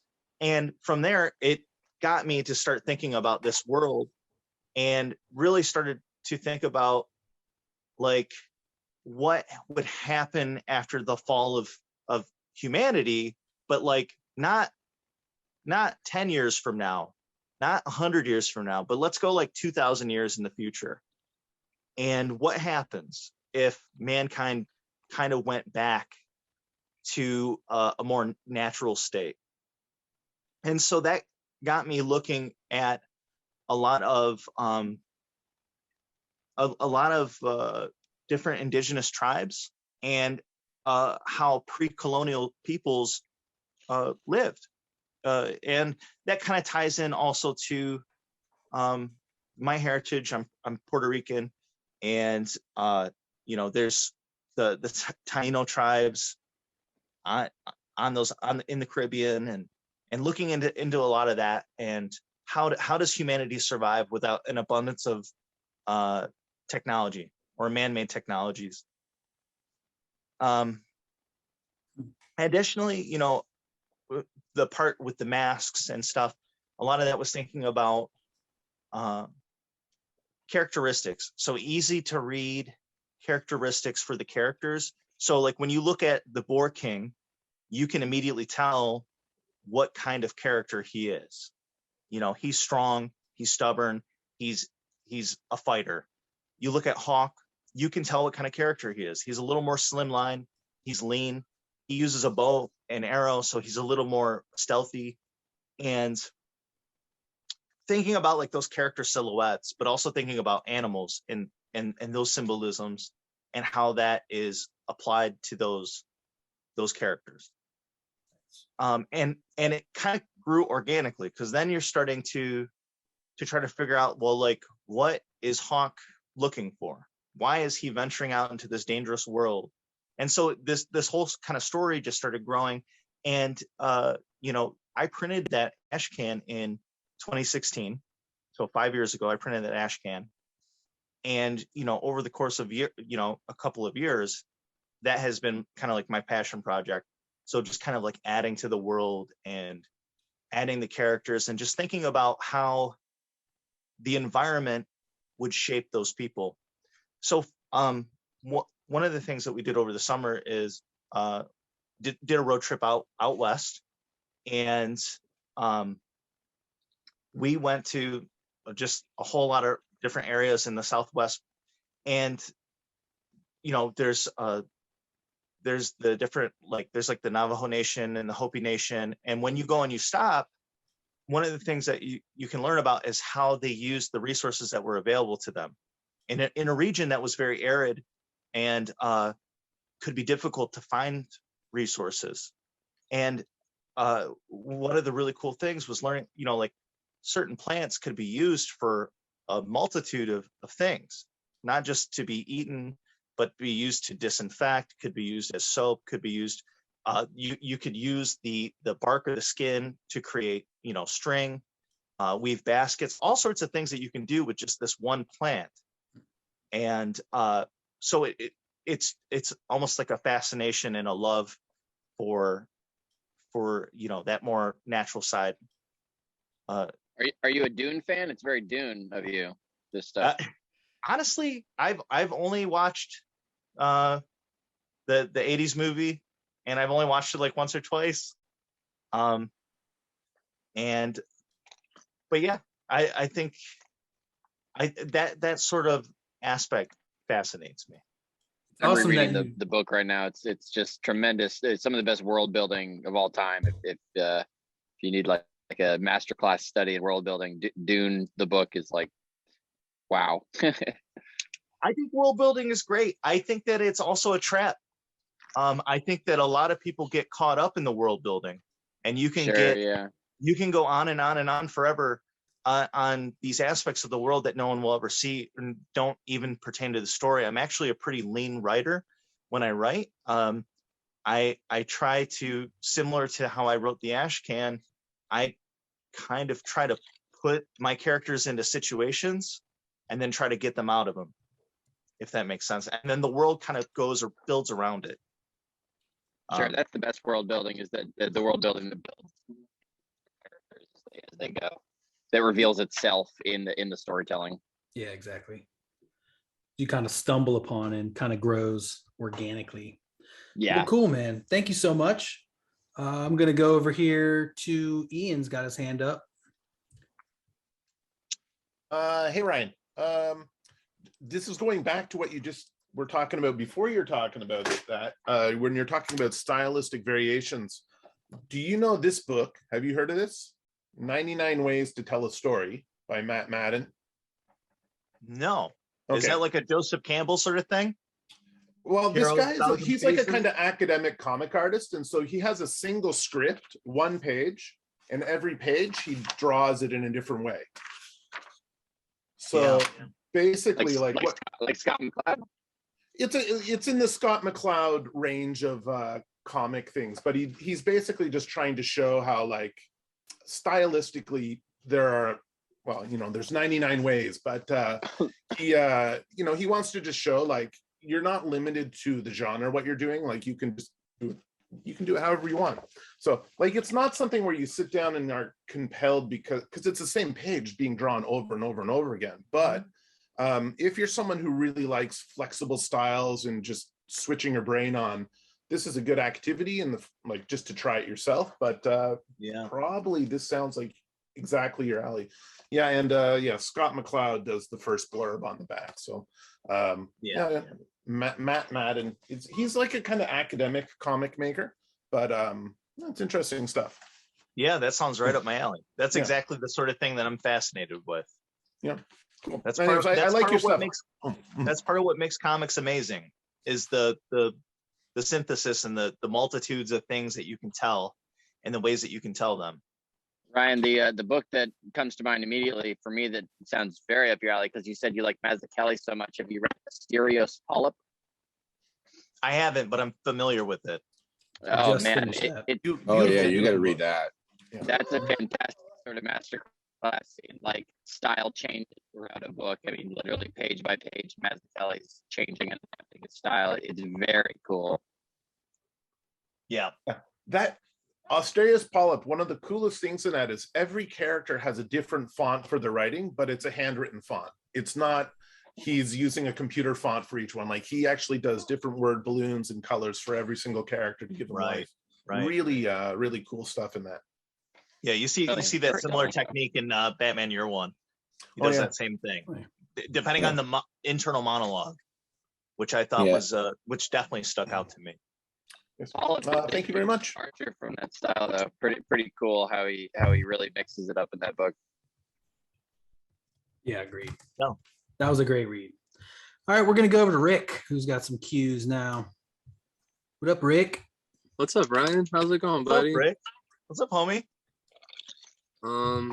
So, like, you've been posting those fucking pictures from when you're like 15 years old, and it's like fucked up, because I'm like, damn, these are so good even still.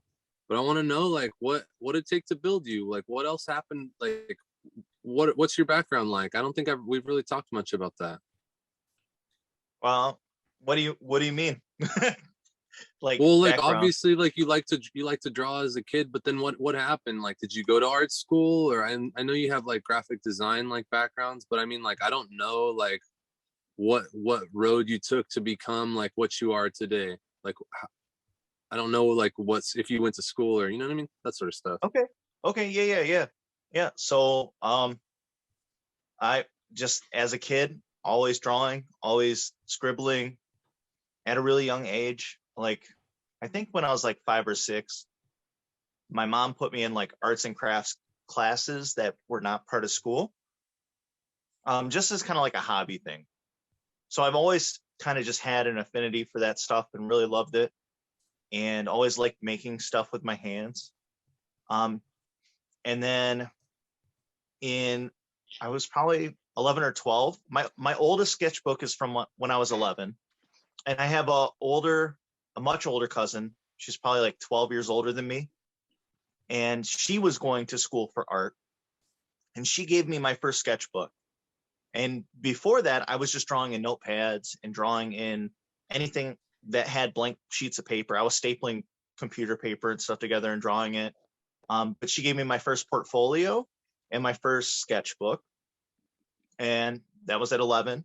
And so I always just was drawing through high school, took every art class that I could for school. And so this was at a time when, like, I only needed to take like 2 math classes and 2 science classes, and then after that I could do whatever I wanted to. So I just took every single art class I could. I literally got to the point where I was just like a teacher aide. And in high school I had two art teachers, in particular, and they really like mentored me and fostered me. I had a kind of a difficult home life, so I spent a lot of time like just drawing and stuff, and they really kind of like, they kind of gave me the idea that maybe I could do this for a living. And because at that time it wasn't really a thing I thought was possible. And so somewhere around 15, 16 is when I started to really consider going to college for art. I graduated in 2007, and then I went to the College for Creative Studies in 2008 for illustration.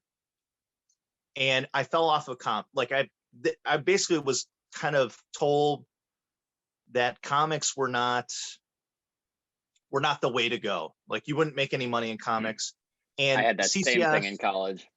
Yeah, the College for Creative Studies is pretty much a talent bed for all the automotive companies here. So that their big focus is getting people who work for like GM and Ford and Toyota, and having these designers come in and do, you know, classes and do seminars and stuff. And illustration was part of that, but their illustration was geared more towards advertising and geared towards periodical art and magazines, and had a heavy focus on painting, which is cool. It was good. So I went to school there for 2 years, and I ended up dropping out. And I was going to school during 2008, 2009, during the recession. And I ran out of funding. I couldn't get any more loans out. So I just dropped out. I couldn't afford to keep going. I couldn't take out any more money. I basically just started working. I started working with my dad, who's like a handyman and a laborer. And I just started laboring, and I was a cook for a long time. And during all this, I still was drawing. I was still like practicing. And it was also around the time when like a lot of resources with like YouTube started coming up with like videos on how to do stuff. Because for me, like, especially with comics, I didn't know how any of that shit was made.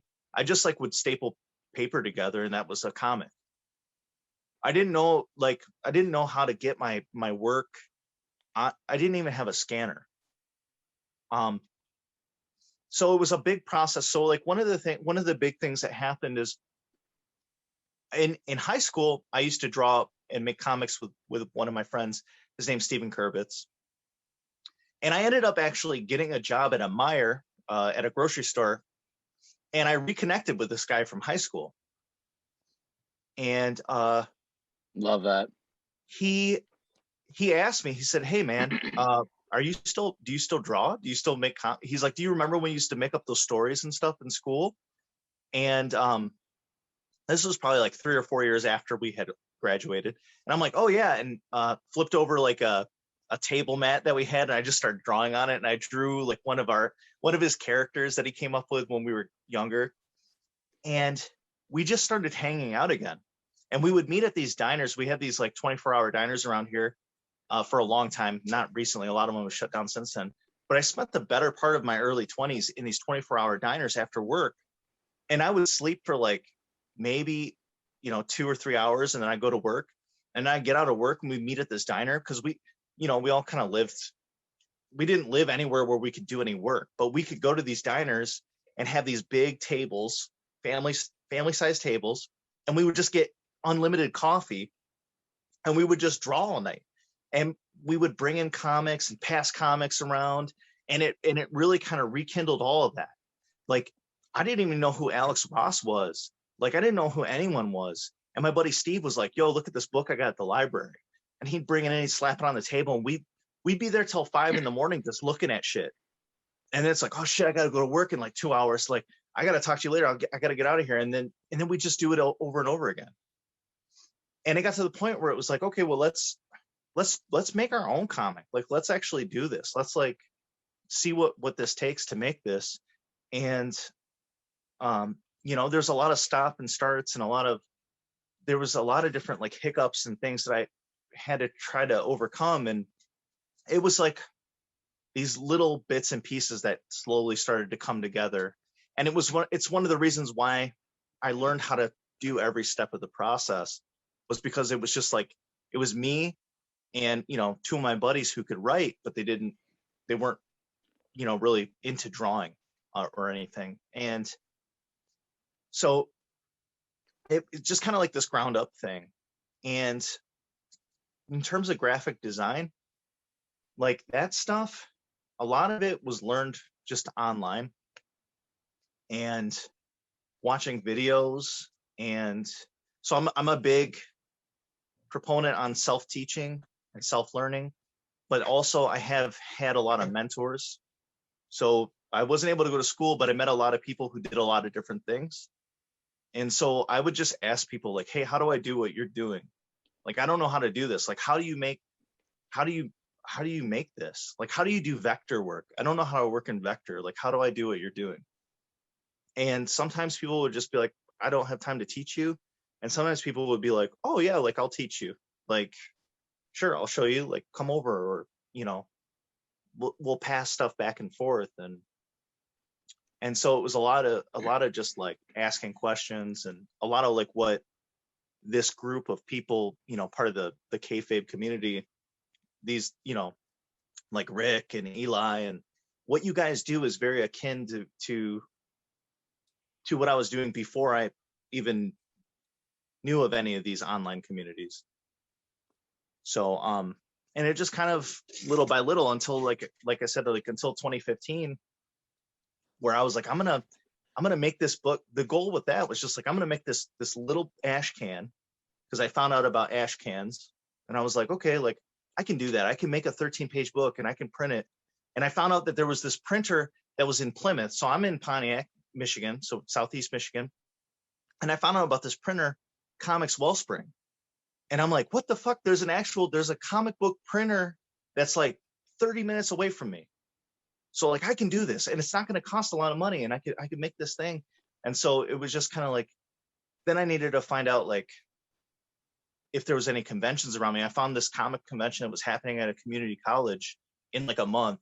And I was like, okay, like I'm going to try to do this. I bought a table for $50, got this book printed up, and I went to it. And at that first show, I just met all the local, you know, kind of indie people, and all the people who make prints and stuff. And then, you know, now 2022,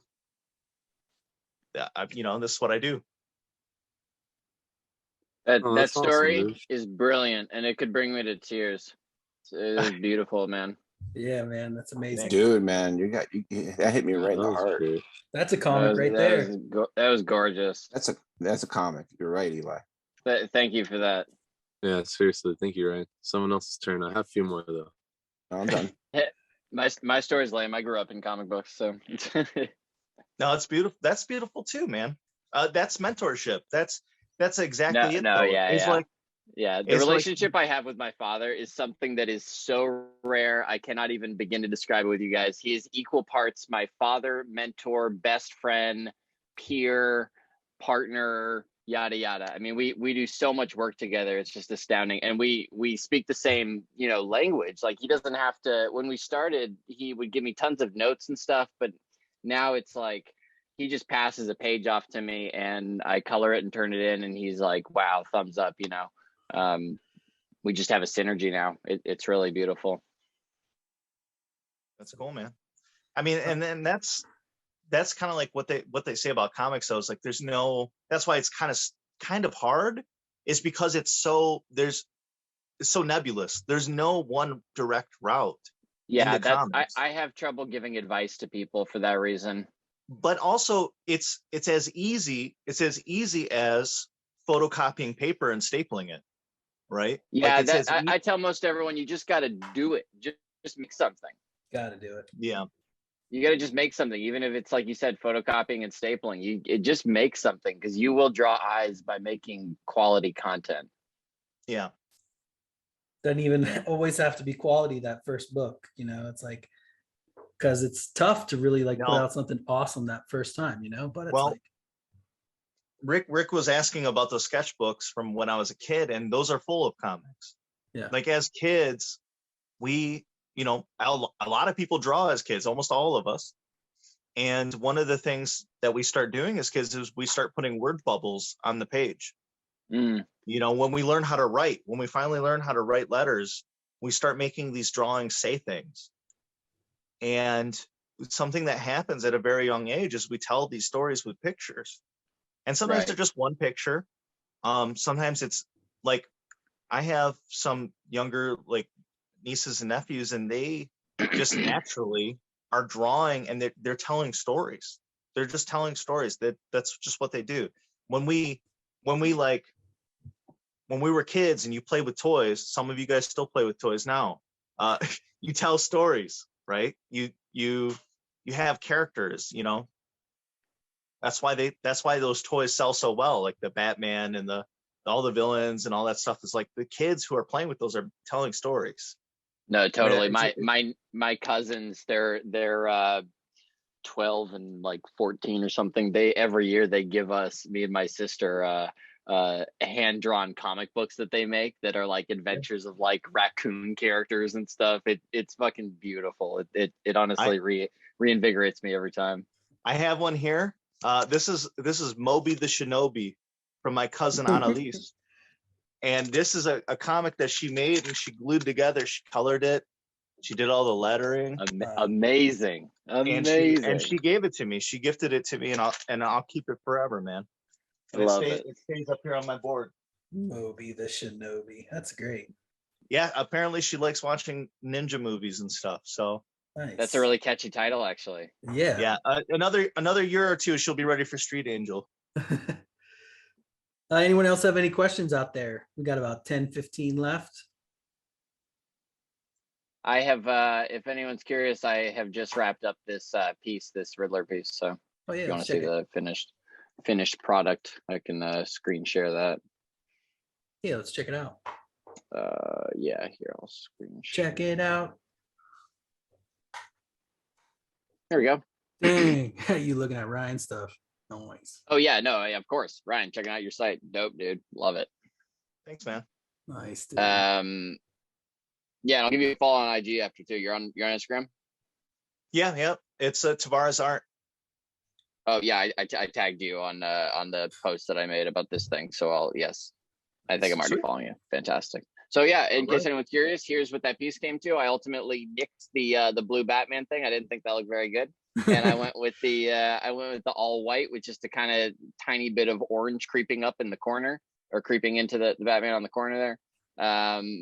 And Riddler, I kept really simple. I thought this mustard would go good with this. Whenever I'm like looking for a good shirt color, mustard. Think Dwight Schrute. I go for that wardrobe color all the time with characters, nice. Mustard. And so yeah, just a little mustard here, and I KO'd these question marks and gave them a little shadow. That was as easy as selecting all the KO'd line art and then inverse selecting the light area, and so that I only had selected the dark stuff. Really easy if you just know how to like select and inverse selections and stuff. So as you can see, it's very minimal layers, as minimal as possible. I have my single KO layer, I have my line art layer, I have my active flats layer, or my active color layer, and my flats layer, and that's it. Wow. Yeah, especially when you're working with flatter line art, it's kind of best to keep it a little more simple. Keep it clean, keep it simple. It allows you to just push it along, and especially when the line art is so simple and butts up against stuff like that, it's really easy to manipulate it. If, say, I wanted this green to have more blue in it, I can just simply drop that in like that. Super easy. Awesome. To just drop it in, So yeah, but I think this overall, this palette looks pretty cohesive. The white creeping in. I'm gonna post it on my Instagram. I'll tag the Comics KFAB. Nice, dude. Hell yeah. All right, looks like we do have one more question from Kevin Delgado, fresh off his Prophet cover, reveling in his successes like he totally should be. Congrats on that, dude. What up?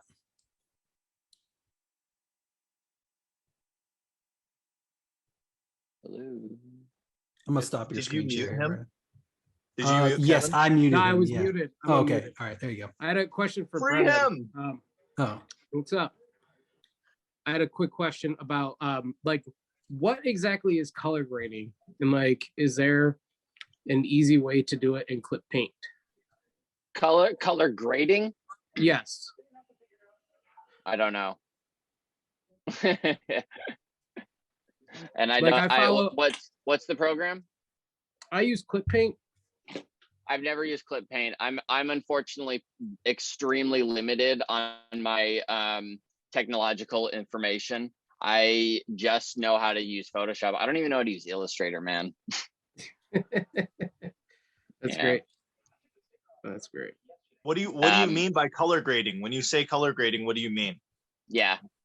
That's what I'm trying to figure out. Well, okay. So I should ask this two different questions. So I follow a lot of different colorists. One of them is Brian Valenza, and he's always like adding an extra layer, calling it color grading.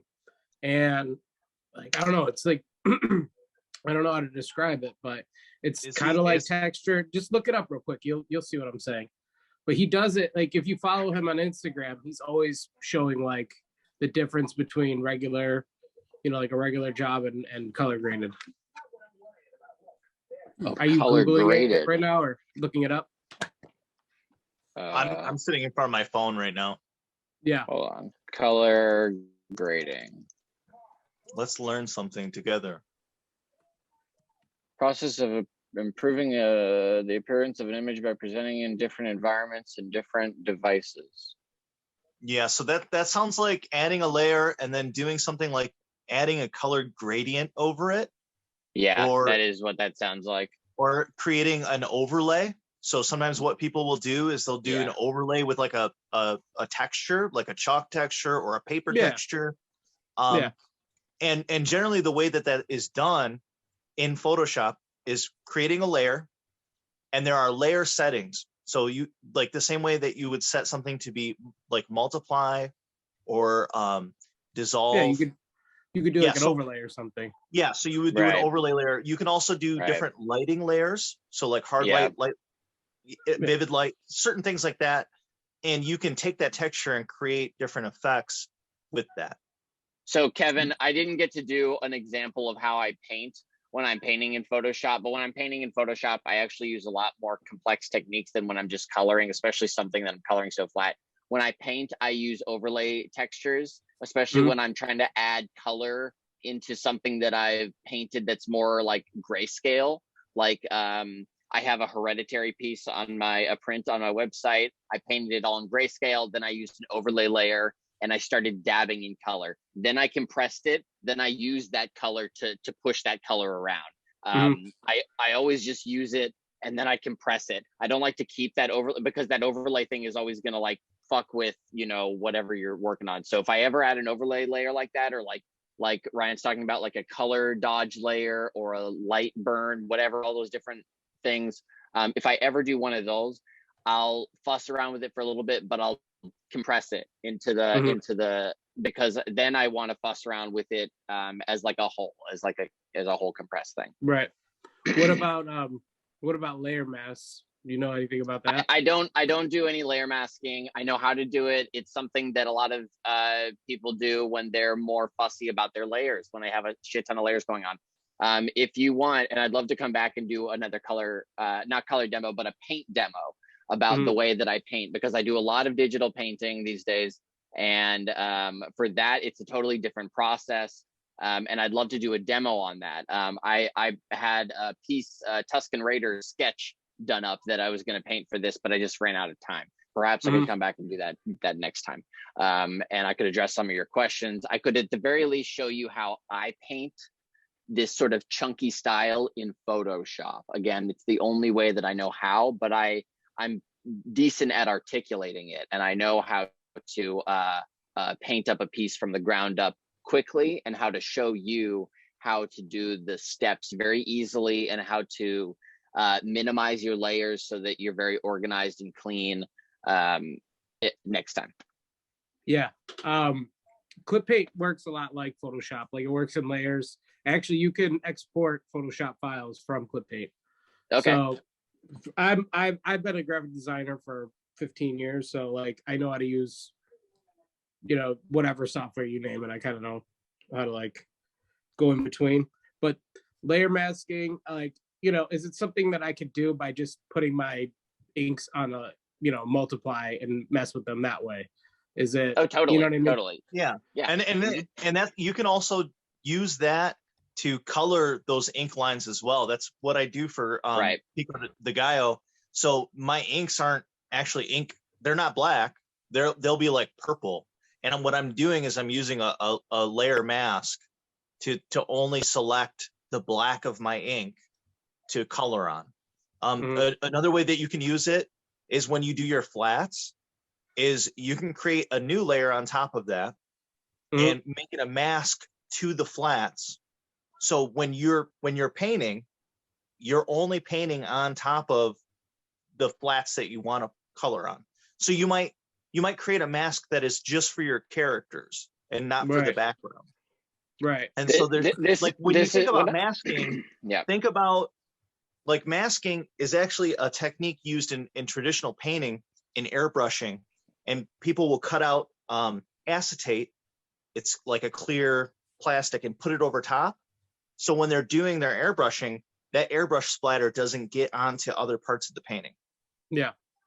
A lot of times what I'll do, especially if I'm drawing something digitally, is I'll draw the background on one entire layer, and then I'll do my characters in the foreground on a separate layer, and then I'll color it in different layers like that. So if I want to, like, say I want to desaturate the background, I can, and it makes the figures in the foreground pop more. Or if I want to add an effect over it and I don't want to, you know, have to erase all the lines going over it, you know what I mean? I can affect it different layers. So it's a little bit more time consuming, I guess, but it really hasn't like affected me.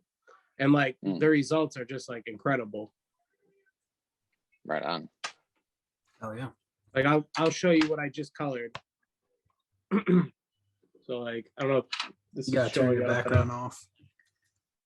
Yeah, I don't know how to do that. I'm on my phone, that's why. Hold on. This might take a minute. All right, here we go. All right, cool. There you go. So hope you can see it. Oh damn.